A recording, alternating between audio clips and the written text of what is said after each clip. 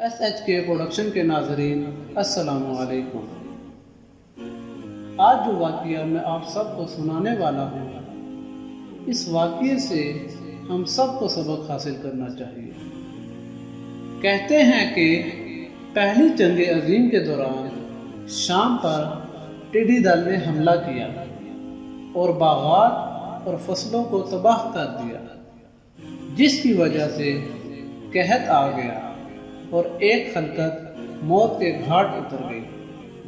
اس دوران غوطہ کے گاؤں داریا میں ایک شخص کا باغ بالکل محفوظ اور تر و تازہ رہا۔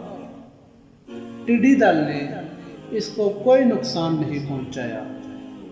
چنانچہ لوگوں نے حکومت سے شکایت کی کہ اس شخص کے پاس ٹڈی دل کو مارنے کی دوا موجود تھی، لیکن اس نے کسی کو اس کا نہیں بتایا۔ اس پر حکومت نے ایک فوجی دستہ اس کو سزا دینے کے لیے بھیجا۔ افسر نے اس شخص پر کوڑا اٹھایا اور پوچھنے لگا کہ تم نے اس دوا کو حکومت اور عوام سے کیوں مخفی رکھا؟ وہ بولا کہ جو دوا میں استعمال کرتا ہوں وہ سب کو معلوم ہے، لیکن کوئی بھی اسے استعمال نہیں کرنا چاہتا۔ افسر نے پوچھا کہ وہ دوا کیا ہے؟ اس نے جواب دیا کہ زکوٰۃ۔ افسر کہنے لگا کہ کیا ٹڈی دل زکوٰۃ دینے اور نہ دینے والے باغ میں فرق کر سکتی ہے؟ وہ شخص کہنے لگا تجربہ کر کے دیکھ لیں۔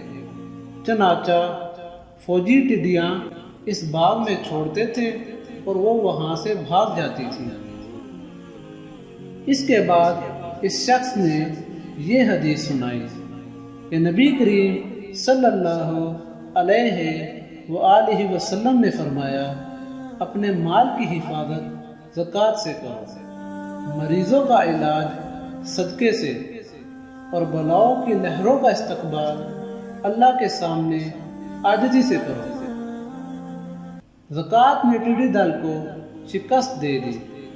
ہمیں چاہیے کہ زیادہ سے زیادہ مستحق لوگوں کو زکوٰۃ دیں اور کورونا جیسے وبائی مرض سے اللہ ہمیں محفوظ رکھے۔ آمین ثم آمین۔